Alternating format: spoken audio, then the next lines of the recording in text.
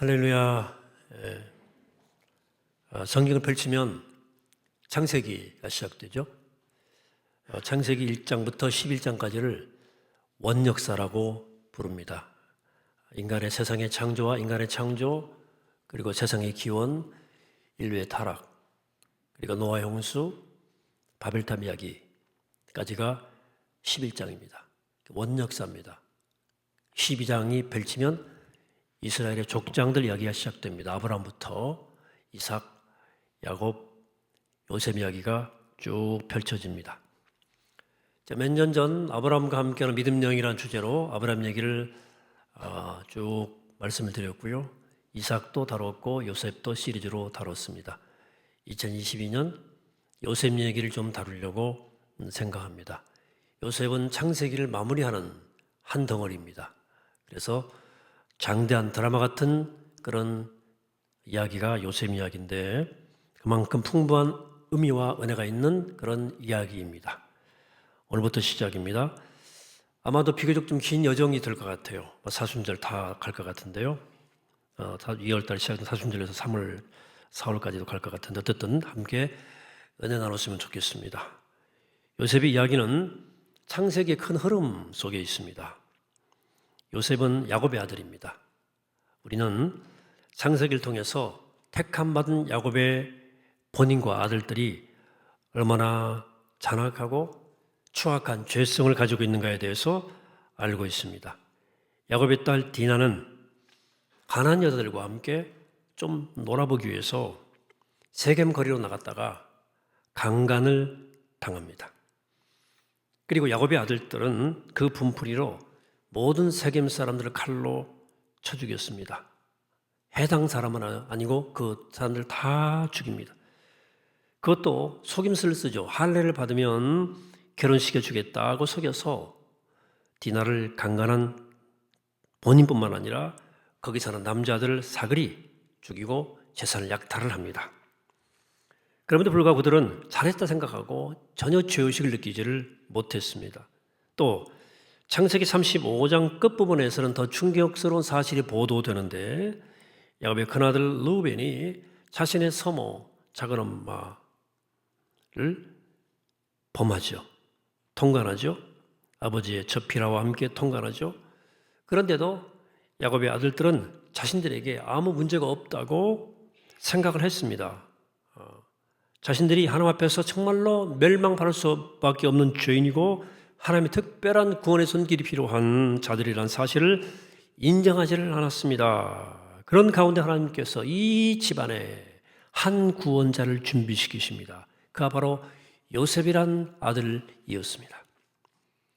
우리가 요셉의 생애를 통해서 볼 수 있는 것은 그가 너무도 그리스도를 닮았다는 사실입니다. 요셉은 야곱이 끔찍이도 사랑하는 아들이었습니다. 그는 바로 그 사실 때문에 다른 형제들로부터 미움을 왕창 받았습니다. 오늘 본문은 요셉이 그 배다른 형제들로부터 무엇 때문에 미움을 받게 되었고 무엇 때문에 죽임을 당할 뻔했으며 무엇 때문에 애굽까지 종으로 팔려가게 되었는지를 설명해 주는 장면입니다. 요셉은 어느 정도 성장한 후에 아주 강력한 꿈을 하나 꾸게 되었습니다.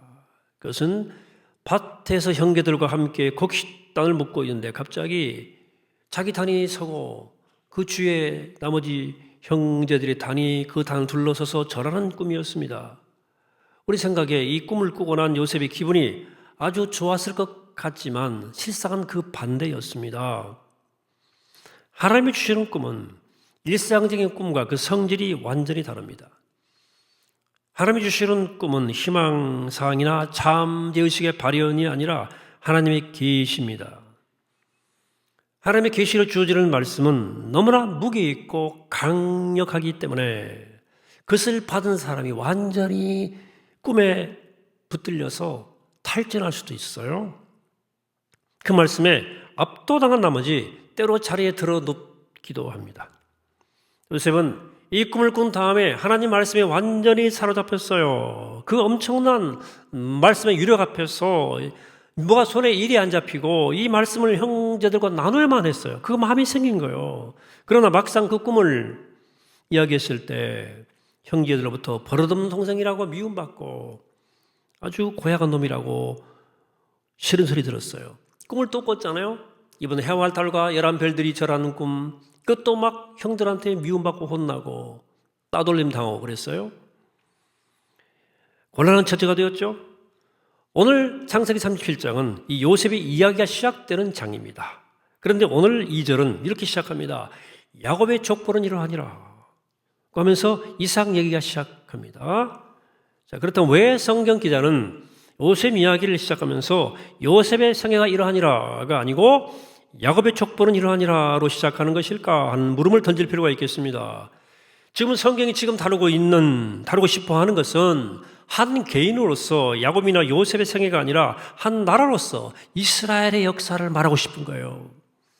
그렇다면 왜 아예 이스라엘 역사는 이러하냐라고 말하지 않았을까요? 하나님께서 야곱을 이스라엘로 불러주시긴 했지만 아직도 그들은 죄에서 구원받아야 할 인간들입니다. 그래서 새 이름이 아니고 옛 이름 야곱으로 기록하고 있습니다.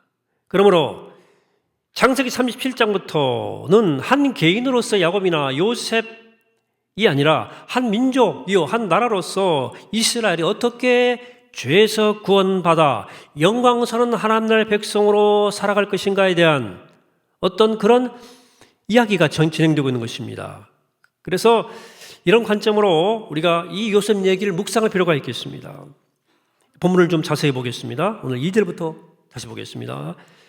야곱의 족보는 이러하니라. 요셉이 17세 소년으로서 그의 형들과 함께 양을 칠 때 그의 아버지의 아내들 비라와 실바의 아들들과 더불어 함께 있었더니 그가 그들의 잘못을 아버지에게 말하더라. 요셉은 노년에 얻은 아들이므로 이스라엘이 여러 아들들보다 그를 더 사랑하므로 그를 위하여 채새옷을 지었더니 그의 형들이 아버지가 형들보다 그를 더 사랑을 보고 그를 미워하여 그에게 편안하게 말할 수 없었더라. 여기 두 가지가 문제가 되는데요. 첫째는 요셉이 자기 배다른 형들과 양을 치면서 그들의 잘못을 아버지에게 고해 바쳤다는 사실입니다. 둘째는 야곱이 요셉을 너무도 사랑해서 다른 아들들에게 주지 않은 채색옷을 만들어 입혔다는 점입니다.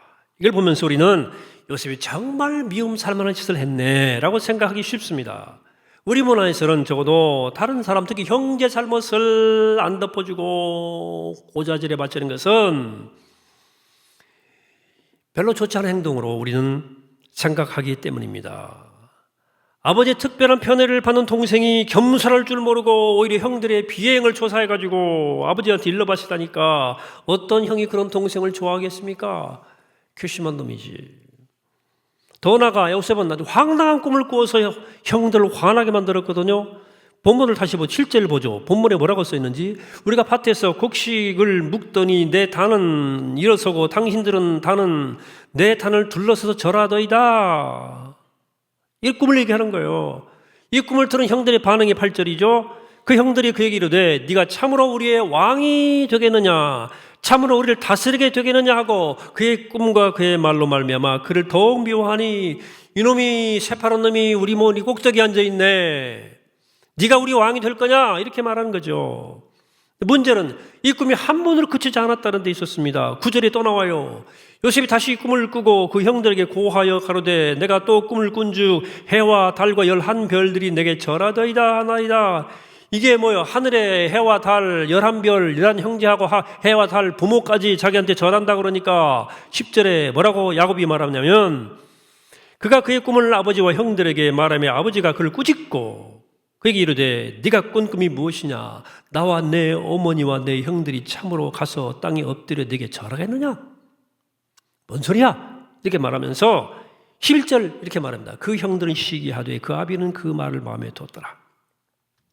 이 정황을 볼 때 요셉은 형들에게 미움받을 만한 짓을 했던 것 같습니다. 그런 동생인 주제의 형들의 잘못을 아버지한테 고자질했고 아버지는 아버지대로 그를 편애했습니다. 게다가 무슨 과대망상증에 걸린 사람처럼 이상한 꿈까지 꾸어댔고 그것을 마구마구 얘기했으니까 미움받을 만하다. 이렇게 쉽게 결론 지을 수 있습니다. 그러나 이것은 비상적인 관찰입니다.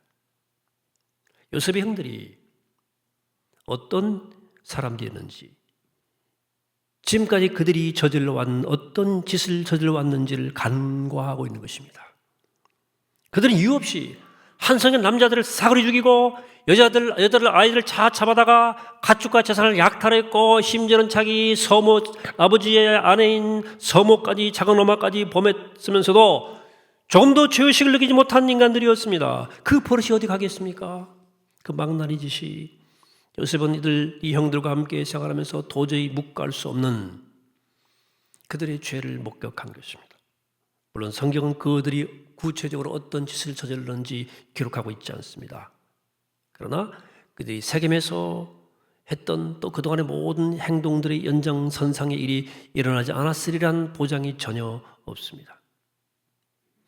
요셉은 형들이 세겜에서 한 짓과 같은 짓들 여기서도 계속하고 있는 것을 보았고 거기에 동의할 수가 없었던 것입니다. 요셉이 아버지 야곱에게 고해 바친 것은 형들의 사소한 실수가 아니라 어떤 범죄 행위였을 것이라고 보는 거죠. 왜? 요셉은 죄와 의에 대해서 남다른 의식이 있었거든요. 애굽의 종으로 팔려갔을 때도 철저히 하나님 앞에 서 있었고 죄 지키기를 두려워했습니다. 주인의 종이 회개일을 맡았거든요. 철저히 청직했습니다. 여러분, 노예로 팔려온 사람이 그 주인의 집에 제사를 다 관리한다? 보통 정직한 사람은 투명한 사람이 아니었다는 증거입니다. 또 그의 주인 아내가 그를 유혹했을 때 유혹을 탄압에 뿌리치고 도망갔습니다. 이런 걸 생각했을 때 요셉이 이런 사람이거든요. 요셉은 단순히 형들을 골탕 먹이기 위해서 작은 실수를 막 뻥튀기 해가지고 고자질했다고 볼 수 없다고 해석하는 것입니다. 오히려 형들의 불의를 보고 견딜 수가 없어서 이건 하나님 앞에서 용납될 수 없는 죄다. 이건 반드시 시정돼야 해. 한 마음으로 아버지께 고했다고 보는 것이 자연스러운 해석입니다.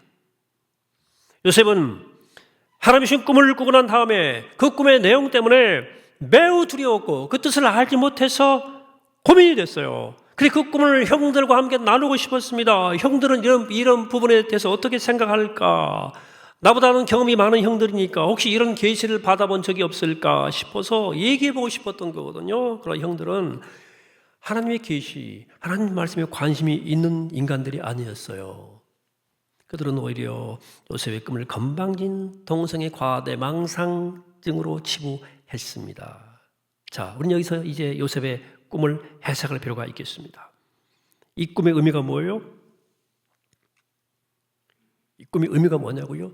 요셉이 꾼 꿈은 하나님께서 앞으로 이스라엘 백성들을 어떻게 구원하실지 그 계획을 보여주신 꿈입니다. 그 해석의 핵심은 우리가 밭에서 곡식을 먹더니란 말에 있습니다.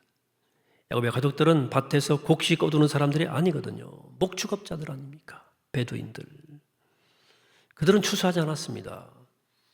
그럼에도 불구하고 야곱의 아들들이 밭에서 곡식을 거두고 있었다는 것은 무언가 곡식과 관련지어서 하나님의 특별한 계획이 있다는 뜻이 되겠습니다. 앞으로 그들은 양식 때문에 굉장히 큰 어려움을 겪게 될 것입니다. 그러나 하나님께서 요셉을 통해서 그 어려움에서 그들을 구원해 주실 것입니다.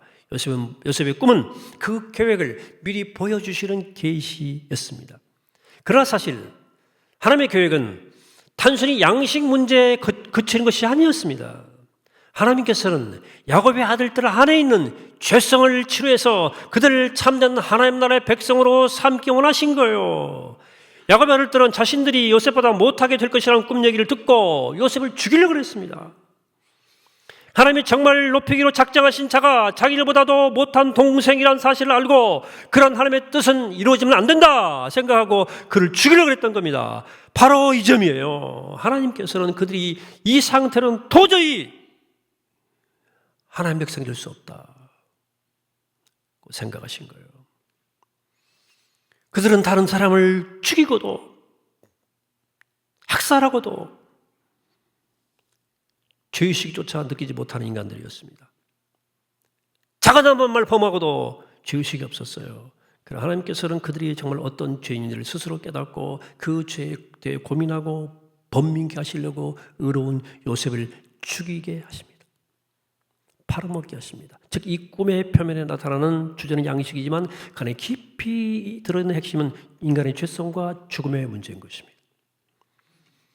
그들은 자기의 죄성 때문에 하나님의 택하신 의로운 요셉을 죽이고 그 일 때문에 양심의 고통을 받아서 비로소 자기들이 죄인이라는 사실을 알게 될 것이고, 죽은 줄만 알았던 요셉이 다시 그를 통해서 구원받게 될 것입니다. 이것이 하나님의 놀라운 구원의 계획이었습니다. 이처럼 요셉이 꾼 꿈은 이스라엘에 대한 하나님의 구원 계획을 보일 뿐 아니라 특히 이스라엘 아들들 마음속에 깊이 자리 잡고 있는 하나님을 향한 이 적개심, 하나님의 뜻에 굴복하지 않으려고 하는 이 교만들을 들춰내서 그들이 엄청난 죄인이라는 사실과 결국 구원받지 않고서는 하나님 나라의 백성이 될 수 없다는 사실을 보여주시는 것이었다. 그런 의미에서 요셉은 그리스도의 완전한 모형입니다. 이스라엘 백성들이 예수 그리스도를 십자가에 못 박힌 이유가 뭡니까? 유대인들이 말로 표현할 수 없는 시기심 때문이었습니다. 아니, 보잘것없는 저 갈릴리 촌 구석의 목수가 하나님의 아들이요, 자기가 구원할 자라고 하는 사실을 알았을 때 못 견디겠어요.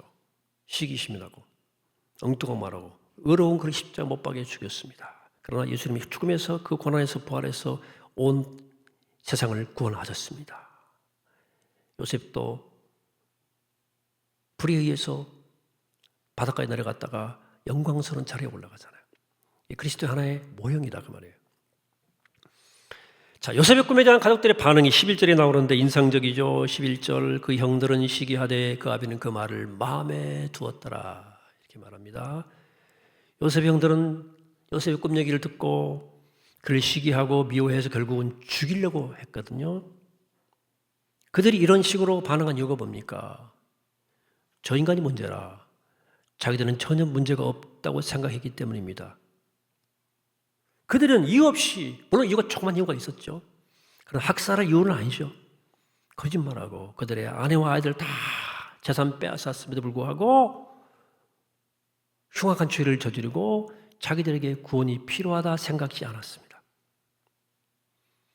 만약 그들이 스스로 죄인이라는 사실을 알고 하나님 앞에서 죄 용서를 받아야만 살 수 있다는 거 생각했다면 하나님께서 이렇게 죄인된 자기들을 살려두신 데는 그분의 무슨 계획이 있을 것이라는 것과 특히 그 일 위해서 요셉이 택함 받았을지도 모른다는 사실을 깨달았을 수도 있습니다. 적어도 하나님께서 요셉을 통해서 자기들이 생각지 못하는 어떤 일을 하실 계획이 있으실까 하는 것을 눈치를 챌 수도 있었을 거예요. 그러나 안테나가 부러졌기 때문에 전혀 눈치를 못 채고 시기하고 야곱만 이상한 반응을 보여요. 이중적 반응이죠. 우선 요셉을 책망해서 너 그 꿈 때문에 교만한 마음 갖지 못하도록 한편 자신은 이 꿈을 마음속 깊이 새겨두었다고 본문으로 말씀합니다. 아들들은 아무 관심도 보이지 않는 이 꿈에 왜 유독 야곱만큼은 이런 관심을 가지고 있었을까 하는 것입니다. 그는 나이 들어가면서 깊은 영적 고민이 있었습니다. 자기 집안에서 벌어지고 있는 이 엄청난 죄에 대해서 고민이 깊었습니다. 성경을 보면 그 가문에서 일어나고 있는 살인과 간음과 도둑질에 대해서 야곱이 침묵하고 있음을 보여줍니다. 디나가 강간 나갔을 때도 괜히 거기 나가가지고 그런 일 당하고 올 때도 아무 말도 하지 않았습니다. 아들들이 세겜 남자들을 사거리 다 죽여버렸을 때도 거짓말하고 아무 말 하지 않았습니다. 르우벤이 자기 첩과 통관했을 때 그 사실을 알았을 때도 아무 말 하지 않았습니다. 이유가 뭐겠습니까? 야곱은 바보처럼 자기 집에서 일어나는 이 엄청난 죄에 대해서 이렇게 침묵하고 있는 것일까요? 이 모든 게 죄가 아니란 뜻입니까? 야곱은 이 죄들이, 흉악한 죄들이 본인이 감당할 수 있는 성질이 아니란 사실을 알았던 겁니다. 아들들이 죄를 죄로 생각하지 않아서 침묵한 것도 아니고 그들 너무나 사랑하기 때문에 말 못한 것도 아니라 그 말입니다. 그 아들 안에 있는 죄성, 심지어 자기 안에 있는 이 깊은 죄성을 인간이 다룰 수 있는 성질의 것이 아니라 나는 무능하다 여기에 대해서. 왜냐하면 자기 아들들이 죄를 처리하려면 다 죽여야 됩니다. 옛날에 대장 불이발한 영화인가 보니까 막 아들들 세워놓고 줄 세워놓고 땅땅 총으로 쏘더만 아버지가. 야곱은 족장이기 때문에 그렇게 할 수 있는 권한도 있고 책임도 있었던 사람입니다. 그렇게 처형한다고 한들 문제가 해결되지 않는다는 사실도 알았습니다. 사람의 방법으로는 도저히 자기 힘으로는 그들의 죄를 해결할 수가 없었습니다. 그래 그는 기다리고 있었습니다. 하나님께서 오셔서 자기 집안의 이 죄로부터 건져주시길 기다리고 있었습니다. 그것이 아니라면 야곱의 이 긴 침묵을 설명할 수 있는 길이 없습니다. 야곱은 꿈 얘기를 듣고 어떤 생각을 했겠습니까? 한편으로는 그 꿈의 당돌함 때문에 당황스럽겠지만 다른 한편으로는 이 꿈의 의미를 당장은 다 알 수 없었지만 하나님께서 혹시 우리 집 안에 있는 이 엄청난 죄를 해결하기 위한 어떤 계획을 갖고 계시는가, 그 일을 위해서 요셉을 쓰실지도 모르겠다는 생각을 언뜻 했다고 생각합니다. 지금 야곱의 마음속에 있는 가장 무거운 짐이 무엇이겠습니까? 자기 집안을 가득 채우고 있는 선민 집안을 가득 채우고 있는 이 폭력과 이 타락과 이 음란. 야곱은 하나님께서 영적으로 처리되니까 우리 집안에 이스라엘의 이 무서운 죄에서 건져주시기를 기다렸던 것입니다. 하나님께서는 이 아들들 다 죽이지 않고서도 그들의 죄를 해결할 계획을 갖고 계시고 그 요셉을 준 사람이 요셉일지 모르겠다는 생각으로 야곱은 그 꿈을 마음속에 담아놓았다. 사랑하는 여러분, 요셉의 꿈은 이스라엘 공동체인 야곱의 가문을 죄에서 해결하고 죄에서 구원하시려고 하는 하나님의 구원의 꿈이었습니다. 여러분, 사실 여러분들이 듣고 있는 모든 하나님의 말씀은 요셉의 꿈 같은 것입니다. 여러분들을 구원하시는 하나님의 구원의 기억이요 하나님의 구원의 비전입니다. 구원의 꿈 같은 것입니다. 그런데 그 말씀에 대해서 내가 늘 어떻게 생각하느냐에 따라서 반응은 전혀 다릅니다. 자기 안에 죄성 때문에 고민하고 번민하고 고민하는 사람은 그 말씀을 들을 때 이거 완전히 나한테 하는 말씀이네 라고 생각합니다. 그러나 자기한테는 전혀 문제가 없다고 생각하는 사람이 있죠. 내가 무슨 문제가 있어요? 왜 나를 무시하는 것 같아? 무시하는 거야. 불쾌해. 이거 배는 고파하고 설교는 들어도 무슨 말인지 대체 알 수가 없는데 오늘은 불행스럽게 졸지도 않네. 그런 생각이 들고 이런 분들은 설교 5분만 길어져도요 화가 납니다. 오늘 왜 설교를 길게 하지? 저 인간이 나는 아무 문제 없는데 왜 저 인간 왜 설교를 이렇게 5분 더 끌느냐. 제가 더 끌지는 않습니다. 예. 이렇게 자신은 어떻게 생각하는가에 따라서 말씀 앞에 반응은 전혀 다릅니다. 사랑하는 여러분 어떻습니까? 요셉의 형제들에게 요셉의 꿈 얘기는 자기를 완전히 무시하는 업신 얘기는 건방지기 짝이 없는 소리로 그밖에 들리지 않았습니다.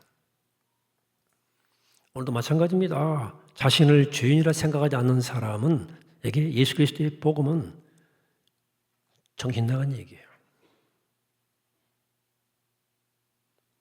자신을 철저히 멸망을 당한 죄인으로 자각하지 못하는 사람에게 말씀은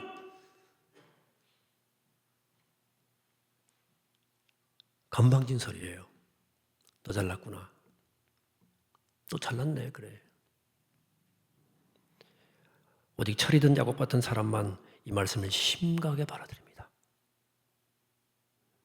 사랑하는 여러분, 앞으로 요셉의 이야기를 통해서 하나님의 구원의 계획을 이루기 위해서 하나님 요셉에게 어떻게 꿈을 이루기 위해 요셉에게 대가를 지불시키시는지 어떻게 그를 영광스럽게 인도하시는지를 보게 될 거예요. 오늘은 그 시작이고 오늘은 여기까지입니다.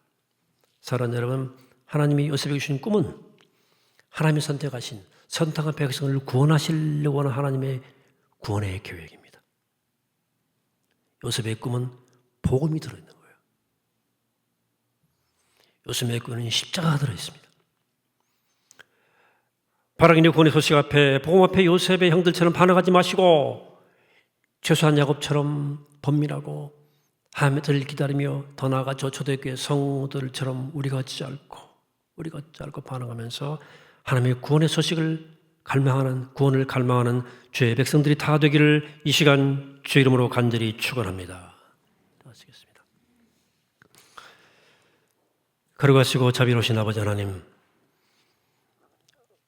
우리에게 주신 모든 하나님의 말씀은 하나님의 계시는 하나님의 꿈은 하나님의 구원의 계획입니다.